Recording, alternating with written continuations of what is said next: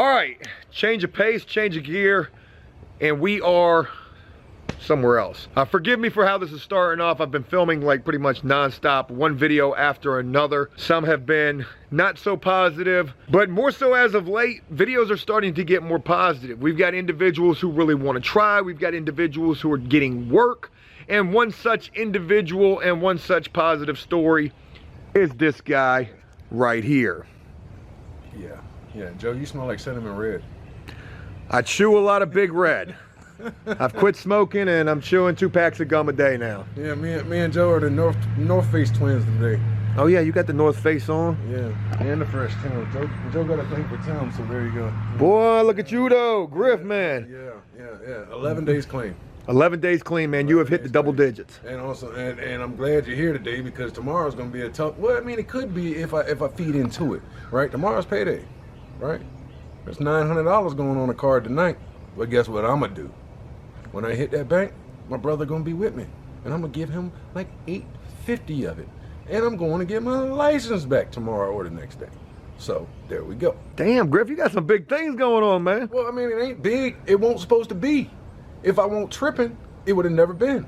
So, you know. I get what you're trying to say right there. You know, if you wasn't messing up, these would just be things that were getting taken care of. Absolutely. Hardworking people out there, they get their license when they're 16 and it never gets suspended. Well, right? Trust me, there's a lot of people who don't fall into that category. I know. People trick it up and it is what it is, man. You are 11 days clean. You've hit the double digits. You know, how you feeling, man? I'm feeling like it don't matter how many times you fall, it's how many times you get up. You know, starting to feature you from the very beginning, it was only maybe a month ago that I featured the first video with you, and you were sharing a story in that video of you just recently ODing, somebody in this house coming and saving your life, and you didn't even care about that. Well, it wasn't that I didn't care, it was that I cared too much, and then I couldn't find it within myself to thank him. Because at that point in time that we filmed that video, inside my head I was still wondering, why am I here, right? And in the last week I did pull him to the side and told him thank you, and he just brushed it off and all that. And then I started asking him questions about how did he get through the window and all that. And I mean, it took a month and a half for me for the true realization that I shouldn't be here, right? So being saved. You shouldn't be here if he didn't. Exactly. If my family didn't make sure every effort to get through that window to save my life, because since then I talked to one of my buddies, my bunkie from Indian Creek, his old lady. He died on February 5th in the same thing, in a bathroom, and somebody didn't get there in time. You know, she actually reached out to me, shared that story with me. Very, very unfortunate situation. Yeah, and he left 2 daughters behind, and I've been trying to get a trampoline from my old lady's house to her house so that her 7-year-old or they're 9 and 6. Yeah, trying to get them a full-size trampoline because it's one of the little medium ones that they're doing flips on now. I can see a concussion in the future, so I'm going to get them that 25-foot trampoline that nobody at my old lady's house is using. Yeah, we're going to get that over there. Griff, you're 11 days clean. You're not only sober, but I feel like your mental state is getting a little more clear and clean as well. Maybe it's that pseudo effect. I can't think of what the word is. But I've been taking this Paxil for about 10 days now. I can't put it on. I'm waking up happy. I'm waking up happy. I'm not going to say it's the pill. I'm just going to say it's because I'm clean. And you know, since featuring your story beginning about a month ago where, you know, there was a lot of negativity involved in that and you were in a dark state of mind, you didn't really have a lot to care about. And now seeing where you are now, mentally, it's almost like a complete 180 with you.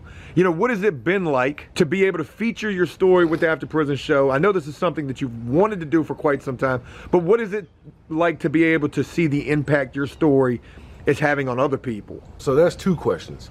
One is, yeah, when I'm down in the dumps and wanting to get high, I get quite nihilistic, right? Like nothing matters. We're just gonna die. We're gonna go to the dirt, and we'll never. Nobody's gonna care, right? All that stuff, right? So that, so yeah. So there's an angel on one shoulder and a devil on the other, and whichever one you feed is the one you listen to, right? So at that time, I was feeding the devil.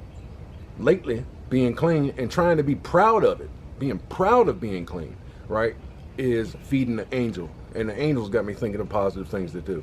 So, in the comment section, under the videos, I've noticed people will be telling me their stories, that they're 3 years clean or that they're 6 years currently using. And there was one person that I talked to through the fan page who from Denmark who told me that my story saved their life because they were going through the exact same thing, right? And then with the whole me losing my son thing, there's a whole lot of people that have lost a child that are reaching out, and it's almost like there's a community building. So I mean, even if it doesn't feel like it, After Prison Show is making an effect on people's lives.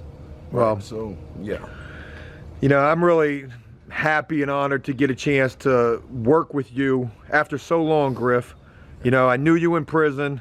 I tried to avoid you like the plague because you were always talking in tongues. I never knew what you were talking about. Yeah, I was always on something. You know, it's really awesome to have you as a part of this because you're such a positive dude, and to be able to see you clean. You know, I just can't I can't stop bringing up where you were then in comparison to where you are now. And I can't say that, you know, oh, After Prison Show was this thing that, you know, really came into your life and caused this change. I know it in some way helped because of the people who are reaching out. But Griff, you're helping other people as well. Just as you're finding help in the community, you know, this comment section and the fans and the supporters of the show, you're being the same thing, vice versa for them. Yeah, it's almost like the 12-step groups, how one addict helping another addict is without parallel. You know what I was gonna say? It's almost like being back at Indian Creek. Oh my God. Pulling up your chair 10 times a Don't day. Get me started. Count trays. Griff, what was your job in there? You was some kind of a cadre or something. No. Within the first 2 months, they had tricked me, and I became like motivational coordinator. Remember, there was a whole chair, the hierarchy up front. Yeah. And we got to talk about that real quick because people don't know. So we would do our morning group and our afternoon group, and during those groups, both groups, you would have a whole row of people sitting up. I was up there at one point. Dorm coordinator, assistant dorm coordinator, and then there was like 3 others. I think I was motivation too at one point, Griff. I had to give it up when I seen that check. They sent me a check for like $23 for a whole month of 27 cents an hour. I was like, man, this is more than what they're taking out of what I get sent in every month. I'm not doing this because it was silly because you had to stand up there and everybody had to go get up on the square and give their little 5 minutes. And it was the and they'd be like, sit your ass down. Griff, you ain't talking about nothing. Sit your ass down. Big head bit. Look at his head. Oh boy. Oh yeah. So and then I get up there trying to spit. Life is longer, and the longer I live, the more I realize the impact of altitude. I'm like, sit your ass. But look, you know, heard that last week. You know what's crazy about it is as much as we make fun of it and as much as we hated that place, this is what we're doing out here in the free world. No. It's not that because it's not ordered. We're doing this by choice. True. Right? So what it comes down to is, I mean, there was people in Indian Creek getting high, right? More people there than anywhere, Yeah, but exactly. neither here nor there. So you can do whatever you want to do wherever you want to do it. But at some point in time, you can't force nobody to do it. And the whole thing is that just because I'm on day 11 doesn't mean that day 12 is guaranteed, right? So I'm getting tired of, you know, we're in double digits in the days and all that. Now I don't have a physical addiction to anything, probably cigarettes, but I'm taking chances, right? I'm going to end up quitting them too. 1 foot in front of the other, and only worry about what I can worry about, right? My biggest problem is looking at them stars and stripes and thinking about Veterans Day just passing, and that nobody seems to give respect or the honor for anything and everything. People don't even know what stuff is about. People don't even care. So, I mean, that kind of depresses me a little bit, but at the same time, you got to flip it on the other side and say that if you're not telling anybody, if you're not the messenger, then nobody will ever get the message. Well, I think you're getting kind of deep on us, and you know, people are starting to see what Joe was talking about when Griff would start talking in prison. Joe be like, hey, what's on TV over here? Yeah. Hey, okay, shoot. Yeah. Days of Our Lives is on. Yeah, I'm a history teacher. Sit your ass down, Griff. Yeah. Listen. I'm a history teacher. You brought up something very valid right there, though. You said, you know, though we're on day 11, day 12 is not guaranteed. You know, let's talk about what the struggle has been like for you, because obviously this has probably not been an easy road. You've probably struggled. You know, talk about what it's been like to think about it and to overcome those thoughts. See, I'm lucky in the fact that I've read enough material and been through enough stuff to know that my equilibrium up here ain't gonna be right for 12 months at least, right? I've been self-medicating for so long that I'm not gonna get happy from sex or a great meal, right? Right now, it's just not gonna happen, right? Your serotonin is burnt. Yeah. I've been artificially inducing that for so long that my body isn't gonna do it right now, right? So if I'm sad and upset, that's okay, right?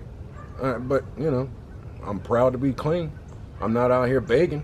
I ain't got a sign on the side of the road. So, and I got a family that helps me. So, and I'm helping them. Cooking a big ass meal right now, Joe. Are you really? Yeah. There's a 26-pound, wait a minute, it's 11-pound ham in the oven. Hold on. We're about to go do a cooking video right now. Forget this TPAP and this therapeutic community stuff we doing. Shoot, Griff, we're about to have you on the next cooking episode. Oh yeah, I'm a cooking ass dude. But you wouldn't want to see my prison cooking stuff, so. Oh, trust me, I've ate some nasty meals. Well, it's too basic. I never did the pizzas and stuff, right? I'm too greedy, right? Well, nobody. I won't go in with nobody. No. Yeah, you got 3 noodles. Eat your 3 noodles. I ain't. No. I got my own swole bag. You should have seen me make coffee, Joe. I used to make a trash bag, put like 5 bags of coffee in there, the cocoa, milk. Remember that video you made about the dudes with their coffee? Yeah. Oh, my coffee's too good. Yeah. I had fantastic coffee. I had the greatest coffee you ever seen in jail and prison. Shit, we're gonna have to see you make some then, because I got plenty of kiwi at the house. All right. I got every damn kiwi bag that there is. Yeah. You'll think you're at Starbucks. Okay, I'm gonna hold you to that. Griff, but getting back to what I was trying to ask you about, you know, what's keeping you sober? You've made it 11 days. What's keeping you sober? The same thing that kept me clean the first 5 days is that I don't feel like going and walking and catching the bus, right? So you're lazy. Exactly. Right now, I'm too lazy for dope. I wasn't too lazy for dope over the summertime, right? I was walking and catching the bus, going to the blood bank, and then scoring with a little $25, right? I could do that today, but I'm not going to. So, and then, I mean, really and truly comes down to accountability. Everybody in this house knows what I like to do, right? And they're trying their best to help me not do it, right? Joe knows what I like to do. He ain't gonna give me a ride to go do it, right? Ain't none of my, I went through my phone and deleted everybody who wasn't my old lady or somebody positive, right? Man, good job for that, man. Yeah, That's a big step right there. And then I knew I needed to get clean. So on some real stuff, I was bucking on the dudes that was selling me stuff. So it's almost like I owe everybody money. So that makes it real easy not to.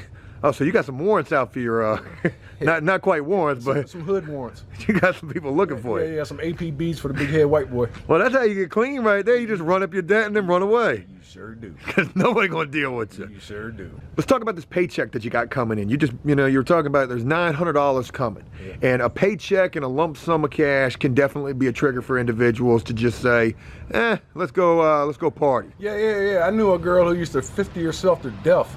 Right, she'd have $500, and I'm only gonna spend $50, and then by the end of the night, all $500 was gone. Right, so I've done that with dope, where I've spent, $40-50, and then the next day spend another $40-50, and then eventually, oh well, that ain't good enough. I'm gonna spend $100, and now that's $200 gone. Right, well, damn, So you talk yourself into it, or you can talk yourself out of it, like I've done, and it ain't going to me. Probably when my brother gets home, I'm gonna give him the card before the money ever gets on it. But right now, I don't even want it. They've made it real easy for me not to do heroin because it's all garbage. Well, you said probably, and you said, some other things that aren't guarantees. And one thing about it, what you're feeling in this moment may not be what you're feeling in that moment when you actually have that in your hand. There we go, Indian Creek. Hey, your emotions, they'll change in 5 minutes. Shit, they're gonna change when that money hits. You've already mentioned a game plan with this. You're gonna give this card to your brother, which I've seen you do that already the last time that I was with you. Yeah. So I know that you have the capacity to do that, and you wanna take $50 and you wanna be able to go to the DMV and get your license back. Yeah. I wanna be there and see you get this license back. Look, what do you gotta do? On some real stuff, at the most, it's gonna cost me $660, right? And I got that, right? I got a letter to try to beat the $500 uninsured motorist fee, so it might be $160. But I got the license. As soon as I go in there, I got the money. So what do? You just got to go pay that off and you got your license, or you got to take some tests? Nope, no tests. No tests? No tests. So you about to be driving? Well, I mean, I'm going to be a legal driver, but I'm not driving. The only car in the driveway is yours. And look, that's another trigger right there, Griff. When transportation. Transportation. Yeah. See, that's the thing is that I went on Monday to the meeting up the street at the Church of the Resurrection. And they got NA meetings on Mondays at 7 o'clock. So I mean, yeah, I'm gonna plug myself in. I'm gonna find a sponsor that's got a sponsor, and I mean, I don't know about working the program, but meeting makers make it.